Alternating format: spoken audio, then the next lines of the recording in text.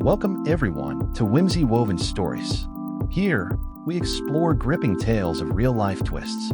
Join our storytelling community. Wife cheated on me with my bullying ex-addicted older brother, breaking my mom's heart and ruining my life. Then revealed she married me for a visa, a job, and money. But I'm stronger than you thought, B. I moved to Lake Tahoe in the spring of 2013 and met a Bulgarian girl that was on a work visa that I fell madly in love with almost instantly that summer. I'm a pretty chill guy, but when it comes to girls, whether or not I'm attracted to them, I become instantly nervous and completely lose my cool. However, when I first laid eyes on this girl that I will call Lily, I knew I needed to get her attention no matter what. The first couple of weeks were awkward, trying to slip her my number and just waiting around for her to call me. I had almost completely given up on her and was actually on a date with a Japanese girl when she sent me a text asking if I wanted to hang out. I'm ashamed to admit it, but I pretty much ditched the Asian chick and drove straight to Lily's apartment to pick her up.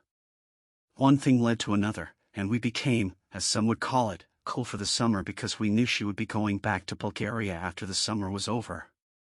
We were like best friends that pretty much agreed and liked everything the other did.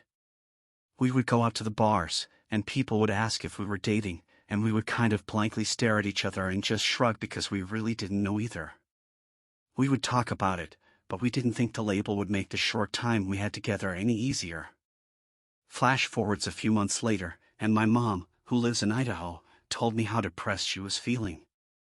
I told Lily that I wanted to drive right after work to go see her on my weekend and be back in time for my next shift.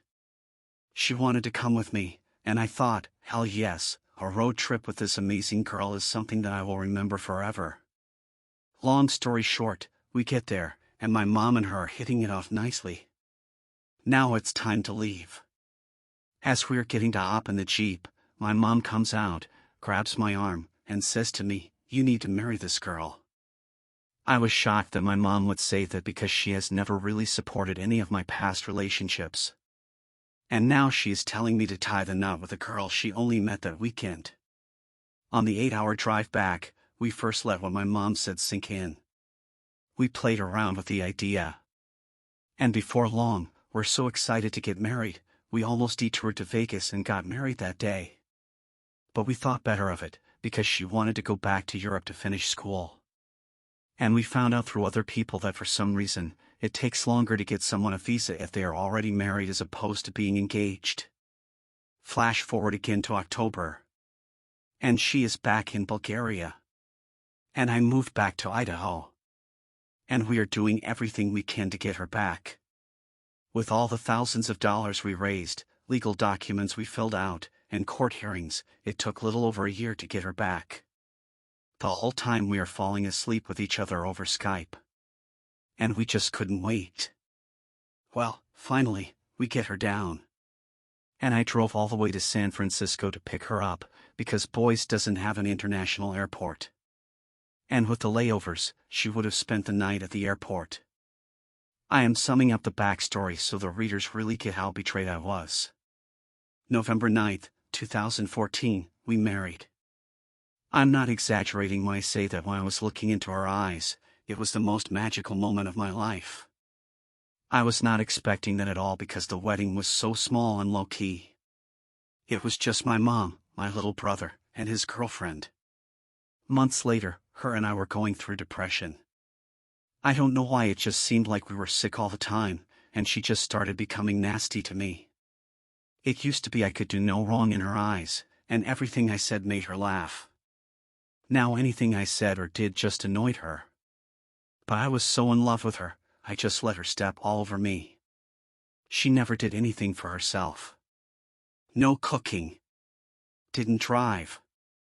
I would even fetch things for her because she was too lazy to get out of bed. As time went on, I started noticing a trend. I would share everything with her, and she would literally write her name on things that she wanted exclusively to herself. Food, shampoo, laundry basket, etc. One day I just asked her, not thinking much of it, mostly as a joke. "How come I share everything with you, and you never want to share anything with me?" She told me I only did that to throw it in her face. Guys, I have never raised my voice at her before. But what she said pissed me off so bad, I got up and kind of shoved her, thinking about all the things I do for her on a daily basis, without even asking for a thank you. She looked at me and just said, "Nice." Before I left work, I apologized for putting my hands on her. I said it was very wrong of me. However, EFF you, Lily, if that's what you really think. And from that day to the day, I found out she was cheating on me. I always had a small amount of resentment for her in the back of my heart. That just turned my heart toxic after a while. Now for the nitty-gritty part of the story. I'm sure you are more interested in it. My older brother, who was this self-proclaimed Christian, who at the time was very family-oriented, would constantly guilt-trip me and my little brother for not doing the things with the family that he felt we should be doing. This guy is Mr. Holy Holy, yet the dude is clearly a sex addict. When I was a little kid, he would always shove adultery magazines in my face. And when I got my first smartphone, he couldn't wait to tell me what the best adultery sites were. First clue. He has mistreating me my entire life. Physical and psychological torture was his method. The older he got, the more that went away. But his gigantic ego remained the same, if not bigger. So sometimes, in the comfort of my own home, I would have negative things to say about him. Lily always seemed to be the one to jump to his defense any time I said those things. Second clue.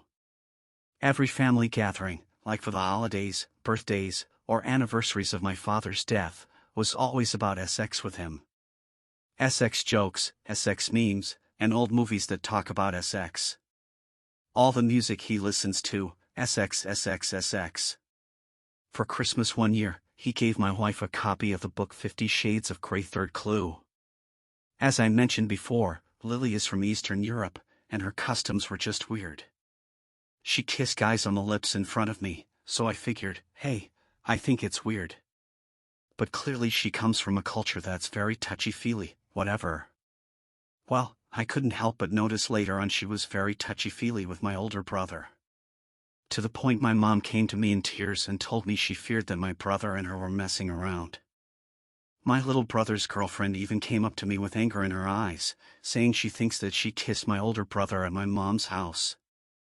I pretty much got pissed at my mom and my little brother's girlfriend for even suggesting something like that would be going on. I'm like, first of all, I want you guys talking about my effing wife like this, and second, Ryan is my brother. He would tell me if she was trying to do anything. I mean, after all, he is a self-righteous Christian who cares about the family seemingly too much sometimes. I almost brought it up to Lily, everything that people had been telling me. But I thought better of it because I didn't want to hurt her feelings about how my family was feeling about her. But I started picking up on subtle signs. We were getting along fine. We never fought. But the sex just became a trickle. And when I would get in bed, if I even grazed her, she would retract and recoil obviously so she wouldn't touch me. So I started getting suspicious then. The day I found out, me and her are in a great mood with each other, which I think made her let down her guard. We were watching Good Mythical Morning on YouTube, and she was putting product in her hair that made her pause the video to go wash it out. And she said she'd be right back. Well, finally, she left her phone unattended. I'm thinking of myself. I can finally put my mind at rest to see that nothing bad is going on. I could allow flirting because we were all humans. But what I saw in me was so shocked and perplexed that I couldn't believe what I was reading. This is my first Reddit post, so I'll try to have the text linked somehow. At one point while reading, I became so mad I couldn't see straight. And reading almost became impossible. I calmly walked in the bathroom and asked her what her relationship with Ryan was. And I could see the silhouette of her head through the shower curtain lower down in shame. It was at that moment that my life became a literal nightmare. I was so numb after the initial shock. I didn't say anything to her. But wow! Drove out into the middle of the desert, sat, and stared at the mountains till the sun went down. I would say I feel asleep out there, but sleep is a huge overstatement. I slept on the floor for weeks after. In hindsight, I should have made that be sleep on the floor. But it goes to show you how much of a soft spot I had for Lily. And unfortunately, I still do, though I do not love her anymore. One day, I was so angry when I came home from work and saw she was peacefully sleeping in the bed that I almost jumped on top of her and started pounding her face in with my fist. It was one of the scariest moments of my life, because it literally felt like I was being possessed by a demon. I locked myself in the bathroom and cried the hardest I ever had since finding out. The older I've gotten, the more sensitive to smoking weed I've become. It really gives me bad anxiety if I smoke too much, but this night, I needed to smoke bowl after bowl after bowl to put my arse down on the ground to keep from hurting her. I have always been a very intuitive person, and how high I was just exploring the recesses of my mind. And I was getting so angry thinking about what always just happened to me after all we've been through to get her here. But then that led to the great memories, and it was like my anger was completely overshadowed by the love and happiness she brought me. I told myself love really does conquer all, and I really could forgive her with all my heart. I was so excited about these feelings that it literally went from me wanting to bludgeon her to death to waking her up and kissing her and telling her that I still wanted to be with her. How dumb I was. I told her the next day about my revelations, and she didn't seem too thrilled about it. I assumed it was because she was still embarrassed about being found out as a cheater. I wanted to go on a road trip with her like the good old days and made a plan to go to Oregon for April 20th. She agreed to not only the trip, but to trying to make our marriage work. Well, the whole trip up there, she was acting very distant. I tried rubbing her leg like I used to, and I could feel how tense she was. And just like clockwork, she started treating me like trash again. The only time she was nice was when we were in the dispensaries, and she was excited for all the weed she was buying. Well, anyway, on the way back, we were stopped on the border by the Idaho State Police with well over misdemeanor amounts of weed. Long story short, I told the officer the truth from the very start, and instead of charging me with a felony and arresting me, he just charged me with a couple misdemeanors. I remember turning to Lily and saying, "No matter what happens, I'm just glad I'm going through this with you." I was expecting something like out of the movies where she turns to me, and the sun is gleaming in her eyes to let me know if she feels the same way. What I got was, yeah, I guess. That moment I knew no matter what I did, it would never work between us again. Driving back, I was so distraught, and Lily was just floating on cloud nine. When I got home, I fell deep into depression. Lily was just watching TV and laughing like nothing even happened. My mood was raining on her parade, and she asked what was wrong. I snapped instantly. "What's wrong? What's wrong, really? You've ruined not only me but my family. And now I'm going to court for taking you on a trip that I was hoping would re-spark our flame but ended up making me resent you even more. Now I'm getting mad at." And I said, "Of all the people, why Ryan? Why my brother? Do you love him or something?" Silence. I turned her and asked once more, "Do you love him?" She just looked down and quietly said yes. I punched through my glass cabinet door and cut myself pretty bad. I then quietly said, "You might want to get out.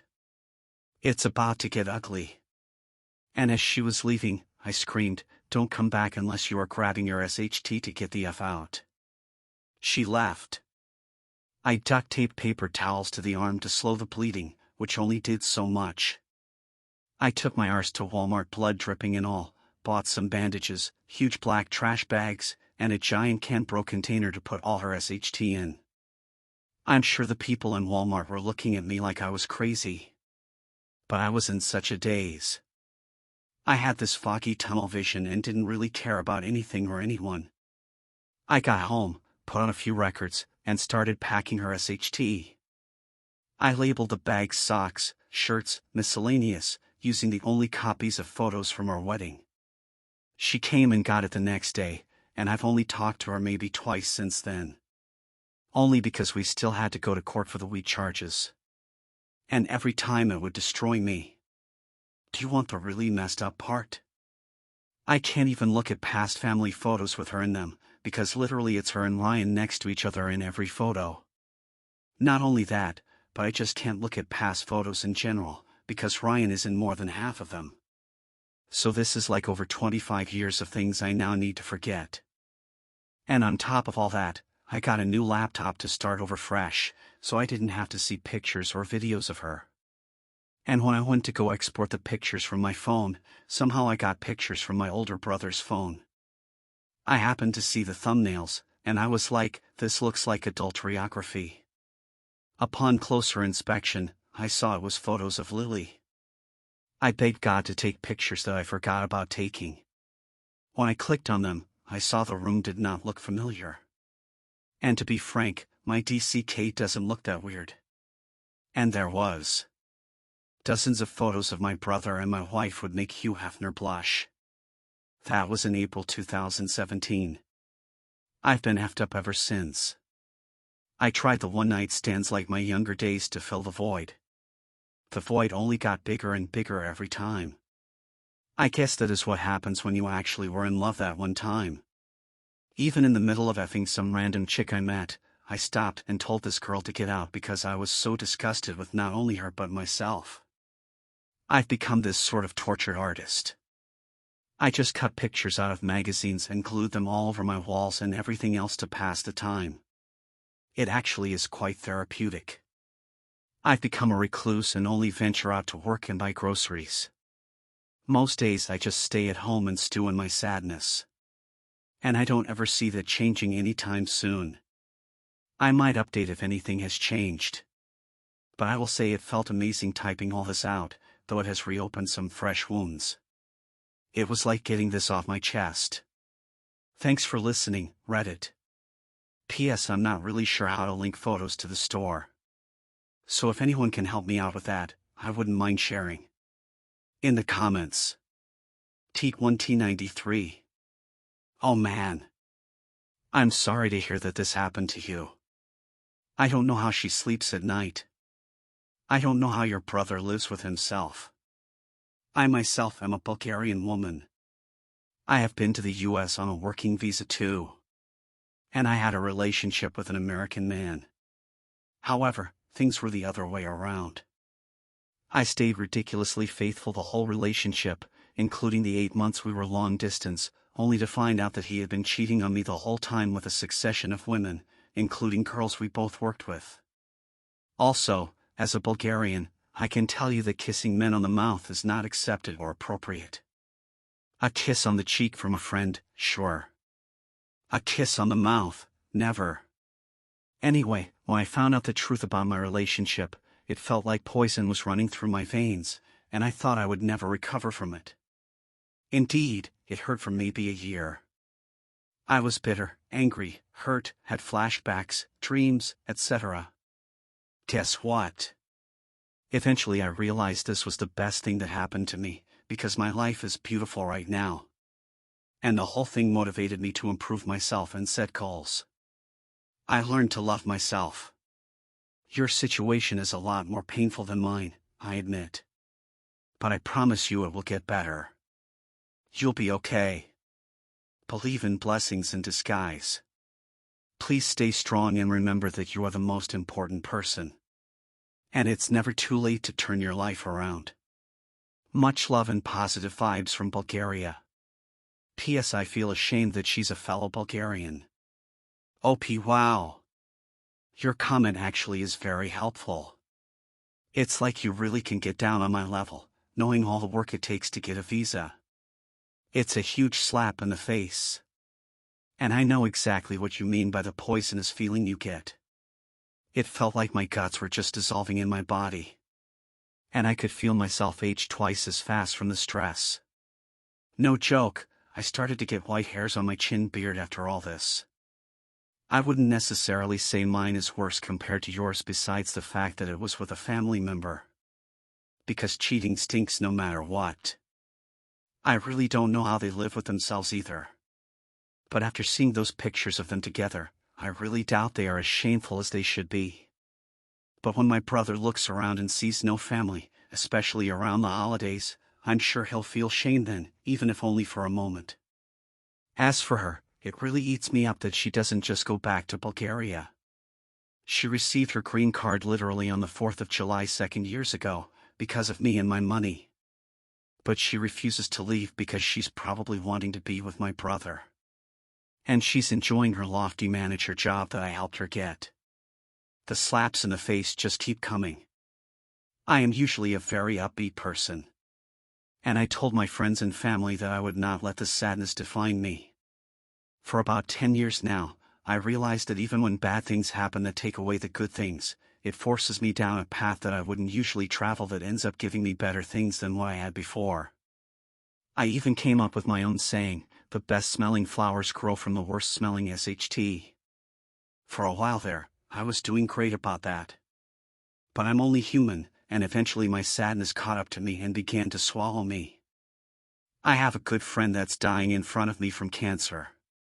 Another couple of friends that are hooked on drugs, and mines are so far gone I can't speak to them. Also, this whole situation hurt my family, especially my mom, because she loves Lily with all her heart. So now I can't even have a conversation with my mom without a cloud of sadness lingering. I come home to empty walls and an empty bed, and I wake up to it. It's like a gut punch every morning I wake up. All this on top of the stress of work, paying for all the bills, and trying to climb up the hole of debt. She left me in all by myself, really put my positive attitude to the test. And I'm afraid to say that bitterness is winning. For now, however, I'm grateful for this website that I can talk to people all over the world like you who know what it's like. I don't feel so isolated anymore. I woke up to your comment. And I mean it when I say it really gave me hope. We are proof that not all Bulgarians are ice-cold snakes, and not all Americans are heartless bastards with one thing on their minds. It's going to take a long time to feel myself again. Honestly, I have expected that this situation will change me so much that I will never feel myself again. I'm glad I had a very rough life growing up, because if this happened to me after growing up with little to no pain, I think this would completely destroy me. My point being, at the very least, this will callous my soul for the next time life decides to SHT on me. Thank you again for your story. Update in our depression. I've been on an upswing in trying to keep the momentum. Give my story a chance to inspire you. April of this year, I found out my wife, my everything really, who is from Europe, not only cheated on me, but did so with the one person I really looked up to, my older brother. I know, right? I really lean on him for emotional support after our dad died from cancer in 2012. I'm sure most of you know how complicated your feelings get after being cheated on. But imagine adding the awkwardness and division from the whole family. Just typing this and reading it in my head, I'm feeling a panic attack coming on. But that does not matter because I want to tell my story to lead by example. BTW. Even if this doesn't help you, upvote this if you think this might help someone. Most of you know what it's like to feel isolated in your personal problems. Some posts I read on this sub sicken me because it would seem some people are just here to enjoy throwing pity parties for themselves for the most trivia things. I'm trying to find a post to relate to. And I'm reading stuff like, hot people piss me off because they get all the chicks. Really, dude?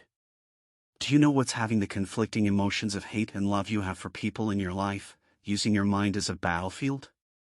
Do you know the hopeless and insecure feelings of being betrayed in every way imaginable, all on top of watching your best friend slowly die from cervical cancer? I'm not here to have a pissing contest with anyone whose life is sadder. But it would seem so on this sub. Pathetic in my opinion. Back to my original point. The last week or so I have been doing well emotionally, mentally, spiritually, and even physically because I'm actually eating like a normal person. Not only do I have to endure the pain of my life situation, but I have to see the worry on my mother's face because I always had dark circles under my eyes and barely spoke. Not to mention I was looking so anorexic. I could literally feel my mind dissolving me as a person. And I was positive self-harm was inevitable. Until a week and a half ago. I felt that could never change. Don't think I'm just a natural-born happy person. Either because I was diagnosed and medicated for severe depression back when I was 14 years old. And 29 now for the record. Eventually I weaned myself off of the medication by the time I was 19 because I didn't want to rely on it anymore. I really pushed back emotionally because I wanted to climb out of the dark hole I was in. I feel that early lesson is what's helping me through now. I don't want to go through the whole story of my depression due to the cheating and my sick friend because I already made a huge long post on it a little bit ago. So if you're really curious, I'm sure you can find it. Long story short, I was tired of being sad. Mostly because I could see my mom stressing the F out. My biggest stress in life is when people worry over me, but I really didn't know what to do. I was in my mom's hot tub alone, sulking about everything in my life. I mean everything. I had a really rough childhood, teenhood growing up. Abuse mentally and physically was a constant looming threat for my father when he was on drugs. It got so bad my mother and I had to leave everything in our hometown behind to run to a state we've never been to before to hide. Makes all that is the new awkward teen that started school mid-semester. You're bound to have some emotional issues later on in life. That thought led to another thought of a bad experience, which led to another. I was getting depressed just opening those scabs back up. But then it just hit me. How do I feel about those moments now? How did I grow as an adult? Did the experiences change me for the better or the worse? The conclusions I was coming to are surprising me. It's like I lived multiple lives and totally forgot about them till now. My entire life has been based off of tragedy. Those tragedies took lots of things from me. But in a weird way, since they've given me much better things. I'm tracing lines way back in the past and realized that if these certain bad things didn't happen, I wouldn't have the great things I have today, be it wisdom or social opportunities. I got to tell you guys, I almost got excited that I was going through these hard times now. Almost because I decided then and there that I was going to let it make me and not break me. I am still sad. Every single day, even after these revelations, my mind wanders, and I get really angry or really depressed. I identify that's what I'm feeling, but do not play into them. I realize I feel sad.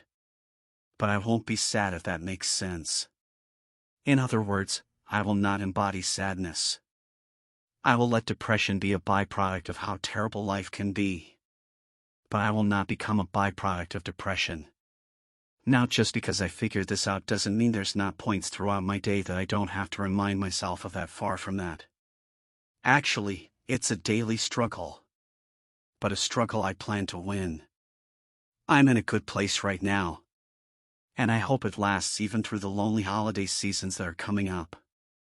Even as I type this, I am listening to the album Tallahassee by the Mountain Goats. If you don't know who they are or what that is, the guy writes a lot of concept albums about his divorce, which still cuts me like knives. But just like we are all on the depression subreddit to relate with someone, I related to the music.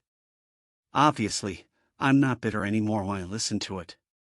It's more like a therapy session to me now. I know everybody's mental state, stories, and life views differ from one to the next. What works for me, many not you. But if my story inspired at least one person, I would be quite satisfied. If you have any questions about my post, myself, or just are lonely and need someone to talk to, don't be afraid to shoot me a message. It wouldn't hurt. Who knows, it might make you feel better. Life doesn't suck. The world does. And I'm done allowing the world to control my feelings. Who's coming with me? Again, even if this didn't help you personally. If you think this post can help someone, upvote it, please. Let's support each other instead of dragging each other down into the deep, dark hole of depression. Thanks for listening. Share your opinion in comment section and also do like and subscribe to the channel.